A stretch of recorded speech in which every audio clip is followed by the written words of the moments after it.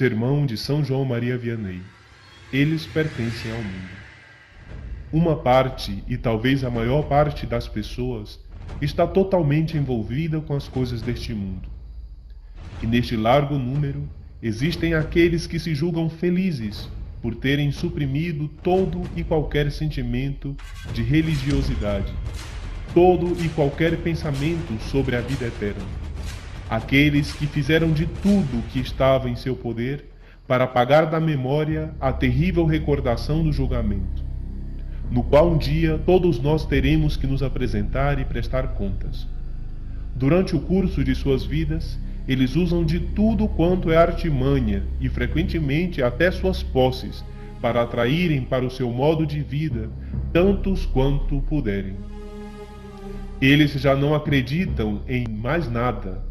Aliás, eles até sentem um certo orgulho em se exibirem mais ímpios e incrédulos do que o que realmente são, para poderem convencer os outros a acreditarem não em verdades, mas sim em falsidades, que vão fincando raízes nos corações daqueles que são influenciados por eles.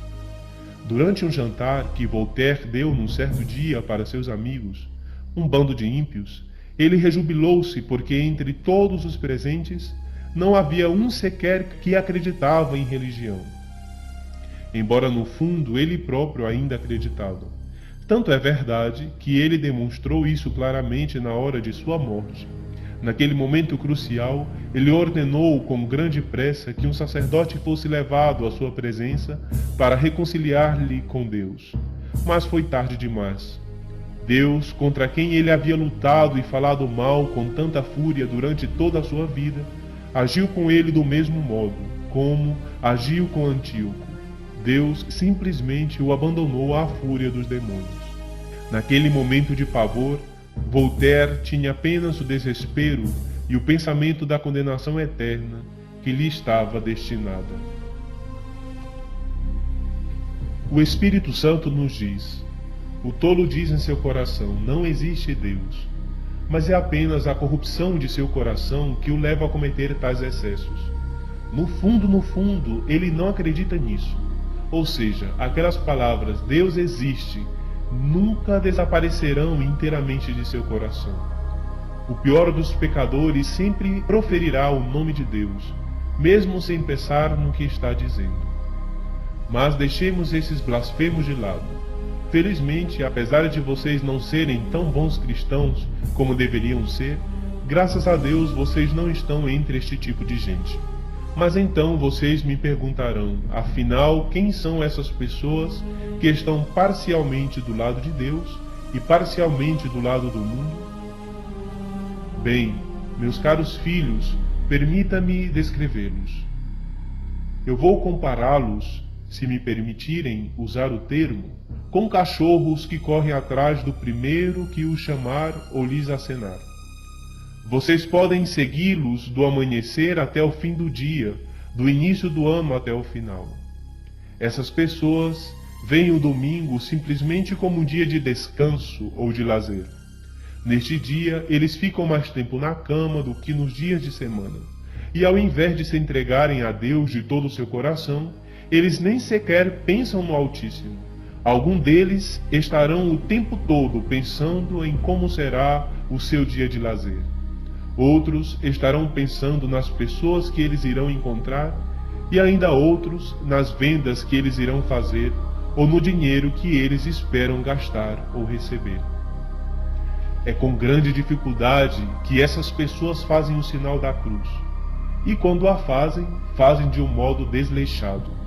Por outro lado, já que elas irão à missa mais tarde, elas simplesmente negligenciam as orações que todos os dias deveriam fazer, dizendo como desculpa, eu terei tempo de sobra para fazê-las antes da missa.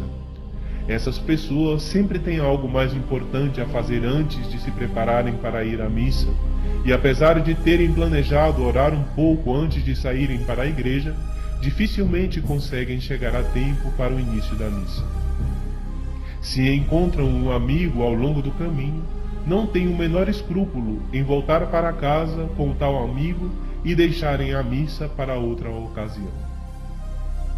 mas porque ainda querem se parecer bons cristãos, tais pessoas acabarão por irem à missa talvez algum tempo mais tarde, embora sempre o fazendo com relutância e achando o infinito aborrecimento. Durante a missa, o único pensamento que lhe ocorre é aquele: ó meu Deus, será que essa missa não acaba nunca? Vocês podem também observá-los dentro da igreja, especialmente durante a homilia, olhando sempre de um lado para o outro, perguntando à pessoa do lado pelas horas e assim por diante. Uma boa parte delas fica folheando o folhetinho, como se estivessem procurando por algum erro de impressão. Há outras que podemos ver dormindo e até mesmo roncando como se estivessem confortavelmente deitadas numa cama. Quando acordam assustadas, o primeiro pensamento que lhes vem em mente não é aquele de terem profanado um local santo, mas sim este: ó meu Deus, este padre ainda está falando? Será que esse sermão não termina mais? Desse jeito eu não volto mais. E finalmente existe também aqueles para quem a palavra de Deus, que tem convertido tantos pecadores, é verdadeiramente nauseante. Eles não têm vergonha de dizer que são obrigados a sair pelo menos por alguns minutos da igreja, para poderem respirar um pouco. Caso contrário, eles morreriam. Você sempre os verá desinteressados e tristes durante as missas, mas espera para ver quando a celebração terminar. Frequentemente, mesmo antes do sacerdote deixar o altar, eles já estarão com um pé para fora da porta da entrada. Serão sempre os primeiros a abandonar a assembleia, e qualquer um perceberá que toda aquela alegria que haviam perdido durante a missa subitamente voltou. Geralmente essas pessoas estão sempre tão cansadas que nunca terão forças para retornarem para qualquer outra atividade durante a noite. Vigílias, adoração solene do Santíssimo Sacramento e etc. E se você lhes perguntar por que elas não compareceram, elas simplesmente responderão: ah, você também não quer que eu passe o dia inteiro na igreja, não é?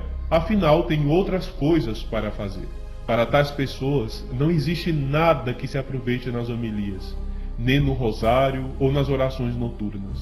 Elas veem essas coisas como simples consequências. Se você lhes perguntar o que foi dito durante a homilia, elas sempre responderão: ah, o padre não fez outra coisa a não ser gritar muito durante o sermão. Foi enjoativo demais. Eu não consigo me lembrar de absolutamente nada. Ah, se ele não tivesse sido tão demorado, eu ainda poderia me lembrar de alguma coisa. Tá vendo porque todo mundo não gosta de ir à missa? É porque ela é comprida demais. Pelo menos uma coisa esta pessoa disse certo: todo mundo. Porque tais pessoas pertencem à classe dos mundanos, embora eles próprios não saibam disso. Mas agora vou tentar fazê-los compreender as coisas um pouquinho melhor. Pelo menos se eles quiserem, mas sendo eles surdos e cegos como são, é muito difícil fazê-los entender as palavras de vida eterna ou o seu estado tão infeliz.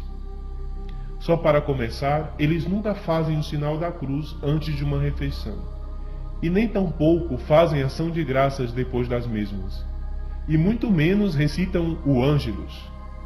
Se por acaso ainda observarem esses preceitos, devido à força do hábito ou apenas por costume, eles o farão de um modo tão superficial que qualquer um ficaria decepcionado ao vê-los. As mulheres o farão ao mesmo tempo em que gritam com os demais membros da casa ou chamam as crianças para a mesa.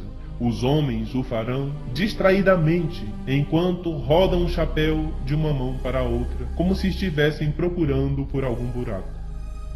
O modo como eles pensam em Deus e o modo como eles se comportam nos leva facilmente a pensar que eles não têm nenhuma fé e que tudo o que fazem, o fazem apenas por brincadeira.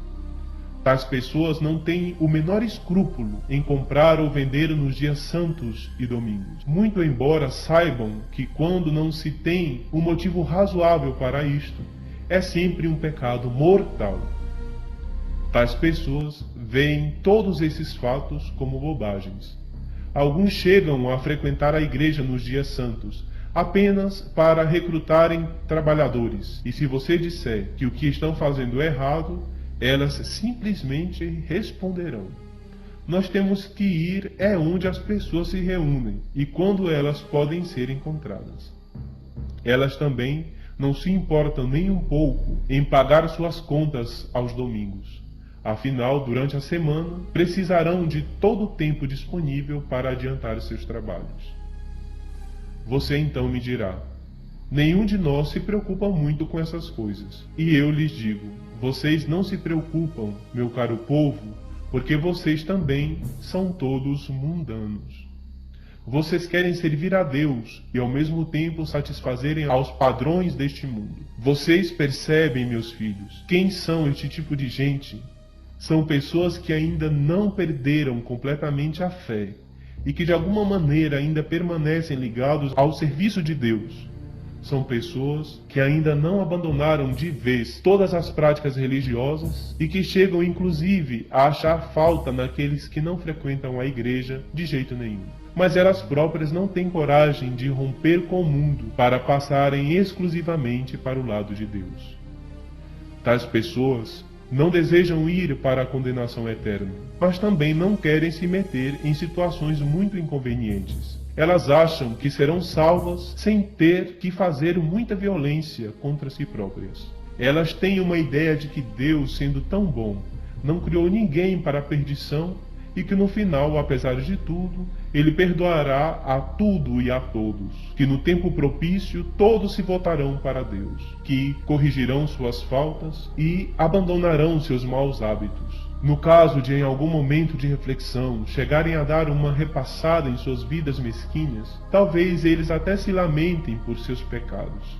E algumas vezes pode até ser que chorem por causa deles. Meu filho, quão trágico é a vida daqueles que querem seguir os caminhos do mundo, sem, no entanto, deixarem de ser filhos de Deus.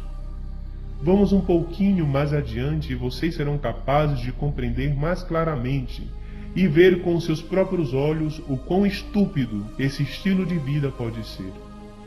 Num determinado momento, você chegará a ouvir tais pessoas rezando ou fazendo um ato de contrição. Pouco depois, se alguma coisa acontece do modo contrário ao que eles esperavam, você poderá ouvi-los fazendo imprecações e até mesmo usando o santo nome de Deus em vão. Pela manhã você talvez os encontre na missa, cantando ou louvando a Deus. E no mesmíssimo dia você poderá ouvi-los espalhando aos quatro ventos as conversas mais escandalosas. Ao entrar na igreja, eles molham as suas mãos na água benta, pedindo a Deus que os purifique dos seus pecados. Um pouquinho mais adiante, estará usando essas mesmas mãos em atos impuros contra eles próprios ou contra o seu próximo. Os mesmos olhos que pela manhã derramavam lágrimas de emoção ao contemplar Jesus Cristo no Santíssimo Sacramento, durante o resto do dia se concentrarão em observar as cenas mais imodestas.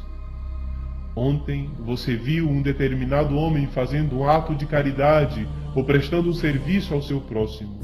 Hoje, este mesmo homem dá o melhor de si para atrair seu vizinho, buscando seu próprio lucro. Há poucos momentos atrás, aquela mãe desejava todo tipo de bênçãos para seus filhos. E agora, só porque eles a aborrecem com suas travessuras, ela roga uma verdadeira chuva de praga sobre eles. Diz que desejaria nunca mais vê-los em sua presença e acaba até os mandando para o diabo. Num dado momento, ela os envia para a missa ou para a confissão. Já em outro, ela os envia para os bailes, ou pelo menos faz de contas que não sabe que eles se encontram lá. Ou até mesmo, se chegar a proibir, sempre o fará com um sorriso nos lábios, deixando perceber que mais aprova do que condena. Numa determinada ocasião, essa mesma mãe dirá à sua filha para ser recatada e não se misturar com as más companhias, e dali a pouco estará permitindo que sua filha passe horas a sós com um rapaz sem dizer uma só palavra. Não preciso dizer mais nada, minha pobre mãe. Vê-se claramente que você está do lado do mundo. Você até acha que está servindo a Deus por causa das práticas exteriores de religiosidade que você pratica. Mas você está enganada. Você pertence àquela classe de gente da qual o próprio Jesus Cristo disse: ai do mundo. Observe bem essas pessoas que pensam estar servindo a Deus, mas que estão vivendo verdadeiramente segundo as máximas do mundo. Elas não têm o menor escrúpulo em tomar as coisas do seu vizinho, quer seja alguns pedaços de lenha, ou frutas, ou mesmo milhares de outras coisas. Sempre que forem lisonjeadas ou elogiadas pelo que fazem em termos de religião, sentirão um grande orgulho por suas ações. Tais pessoas são sempre muito entusiasmadas em dar bons conselhos aos outros, mas deixe que elas sejam submetidas a algum contratempo ou calúnia, e vocês verão como elas se comportam por terem sido tratadas de tal modo. Ontem estavam dispostas a fazer todo o bem deste mundo àquele que as ofendeu. Hoje mal conseguem tolerar tal pessoa e frequentemente não conseguem sequer vê-la ou falar com ela. Pobres mundanos, quão infelizes vocês são! Sigam em frente com esse modo de vida e vocês não terão nada a ganhar a não ser o inferno. Alguns de vocês até gostariam de frequentar o sacramento da confissão, pelo menos uma vez no ano, mas para isso primeiramente teriam que encontrar um confessor, daqueles bem condescendentes. Imagine, até gostariam, se isso fosse todo o problema. Suponhamos que encontrem um confessor que perceba que suas disposições não são boas, ou seja, falta-lhes o arrependimento e a contrição, e que, portanto, se recuse a dar-lhes a absolvição.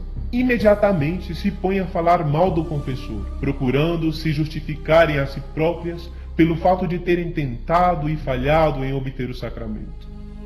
Com certeza, elas falarão muito mal daquele confessor, apesar de terem pleno conhecimento de seu estado pecaminoso e de saberem muito bem por que o confessor recusou a dar-lhes a absolvição. De todo modo, eles sabem bem que o confessor não pode fazer nada para conceder aquilo que eles querem. Ainda assim, elas não se dão por satisfeitas em sair espalhando suas mentiras. Continue assim, filhos deste mundo. Continue nesta rotina. Vocês vão ver um dia aquilo que jamais desejariam ver. Eu sei que vocês gostariam de repartir seus corações em dois, mas não tem jeito, meus amigos. Ou é tudo para Deus, ou é tudo para o mundo. Vocês querem receber com frequência os sacramentos? Muito bem, pois então abram mão das danças, dos cabarés e das diversões pecaminosas.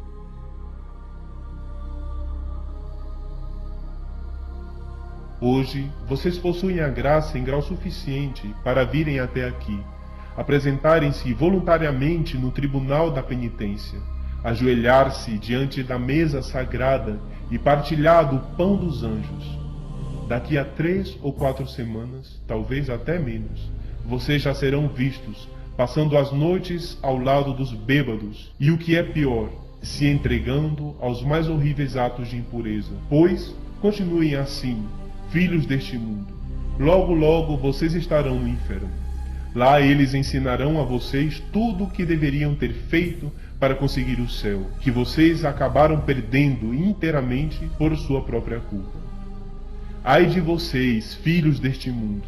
Continue assim. Sigam o mestre que vocês têm seguido até agora. Muito cedo vocês perceberão o quão errado vocês foram a seguir esses caminhos. Mas será que isso os fará mais sábios? Infelizmente não. Se alguém nos trai uma vez, nós logo dizemos: nunca mais voltarei a confiar nele novamente. E com razão. Mas o mundo nos trai continuamente, e mesmo assim continuamos a amá-lo. São João nos adverte em sua primeira epístola: não ameis o mundo, nem as coisas do mundo. Se alguém ama o mundo, não está nele o amor do Pai. Ah, meus caros filhos, se nós tivéssemos a menor ideia do que era o mundo, passaríamos nossas vidas em dar-lhe a Deus. Quando uma pessoa atinge a idade de 15 anos, ela dá a Deus aos tempos de sua infância. Ela olha para trás e vê como efêmeras e bobas eram as brincadeiras de crianças, como construir castelinhos de areia. Aos 30, a pessoa começa a deixar de lado os prazeres consumistas da juventude leviana. aquilo que dava tanto prazer nos dias de juventude começa a tornar-se aborrecido. Se formos pensar bem, meus amigos, todos os dias estamos dando adeus a este mundo. Somos como viajantes que desfrutam da beleza da paisagem apenas enquanto estão viajando. Mas cedo do que esperamos, veremos o tempo que deixamos para trás. E é exatamente a mesma coisa com os prazeres e os bens dos quais nos tornamos tão apegados. Chegará o dia em que a eternidade jogará todas essas coisas num profundo abismo.